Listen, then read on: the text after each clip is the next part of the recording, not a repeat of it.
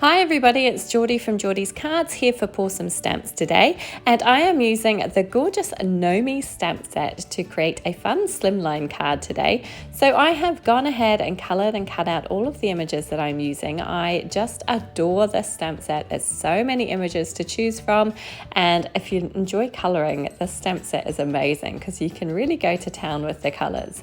So next up I have a piece of Bristol smooth cardstock which I've cut with a scalloped rectangle die, slimline size. It's about 3.5 inches by 8 inches, and I am masking off the edges of that scalloped detail. So up to the stitching line I am masking off, and this is something that I like to do when I am doing some ink blending on a background panel.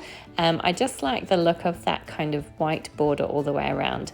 So I'm pulling out some extra masking tape because I ran out of my purple tape, and I'm just masking off those edges there. And once that is done, I can start doing my inking onto the base of this card. So I am going to pull out another piece of masking tape here, and I'm just kind of selecting some ink, but then I decided, I'm going to mask off some more. So what I want to do is to create a ground layer here. So I've just masked off the top part, and I'm going to go in with some Concord and 9th Sprout ink.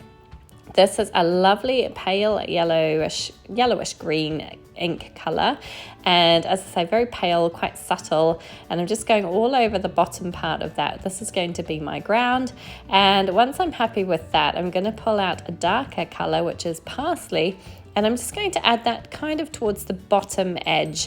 It ends up going fairly high up, but it works great. These two colours just work beautifully together, and I love the look of it. It's quite subtle and soft, which is the look that I wanted today. Once that was done, I decided to add some splatter details. So I went ahead and used that Parsley ink again. I'm just going to spritz it with a little bit of water and splatter that all over that piece that I've just popped on there. Trying not to get it onto the top part of my card, which was actually not too bad. I didn't get it everywhere, which was good. Once that was done and I left it to dry, I'm going to move that piece of masking tape and cover up that grass piece that I've just added so that I can create my sky. So I'm starting out with this Lawn Fawn butter ink, which is a very soft pale yellow. This is a bit of an odd colour for a sky, I admit. I could have gone with blue. I just felt like doing something completely different today, so I went with yellows, quite soft, subtle yellows. And I'm just figuring out how to do this. I was kind of debating whether to start at the bottom or the top. I decided to start at the top. This is the Cloud for Days stencil from Some Stamps, and I am just using that to create a bit of a cloudy background. Now, this colour is very, very pale and you don't see a great deal of it, but hold your horses because I'm going to go in with a slightly darker colour again. This is kind of just giving me a base layer of this soft yellow colour all over. And once I've done that, I'm going to go back in with Lawn Fawn Lemonade ink, which is a brighter yellow, and just add a little bit more depth to this. So here we go with that lemonade ink, and again I'm just going over the edge of that cloud stencil to create a little bit of a cloudy sky. Initially I was only going to do the darker colour towards the top of my sky, but I ended up pulling it all the way down. I felt like that butter ink was just a little bit too subtle, and I wanted a little bit more colour and depth to it. But I like the look of those two yellows together. It kind of gives that nice gradient through the clouds. And I'm pretty happy with how this one worked out. I did also do some splatter detail with this darker yellow with the lemonade ink, and kind of splattered that all over as well, which you will see me do here in a second.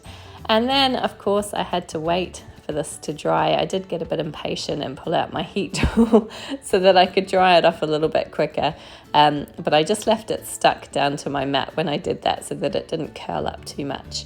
Next up, all that's left is to assemble my card. So my two little mushroom houses here, aren't they just adorable, are going to be kind of towards the center with the little clothesline in between the two of them.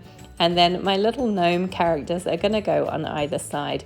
So obviously my little girl gnome lives in her pink gnome house, which matches the colour of her hat. And my little boy gnome lives in his orange gnome house with his orange hat. And I just thought that was kind of cute. My sentiment is going to go in the middle, and I've used those same marker colors to color the sentiment. I love that you can color the sentiment. It's so great. And it just looks really, really striking. So I've just kind of laid everything out where I want it to go, and now I'm sticking everything down with some liquid glue. I am putting everything just flat today. No dimension to this one. It's a nice flat card, but I think it packs a lot of punch with those gorgeous colors and the images on there. This stamp set is just adorable. If you haven't seen it before, go and check out the Porcelain Stamps channel. There are tons of design team projects using this stamp set. Also check out the website. It's such a cute stamp set. Really love it. I have a thing for toadstool houses. I don't know what it is about them. I just really love them, and I think they're so much fun to color. And these are the perfect size. They're just sized big enough to really make a decent focal panel on your card, but not too big as to be overwhelming to color. So I am just, as I say, attaching everything down with liquid glue into place. My little gnome here onto the right hand side and my other one onto the left. And I just like the way this balances everything out, and then you have that sentiment in the middle, so your eye is drawn into the sentiment. And what a lovely welcome to the neighborhood card this would be, wouldn't it? I would love to give this to a new neighbor. I think they would absolutely fall in love with it. I'm not sure my neighborhood is quite as sweet as this one with the little toadstool houses, but I'm sure it would make someone feel very welcome.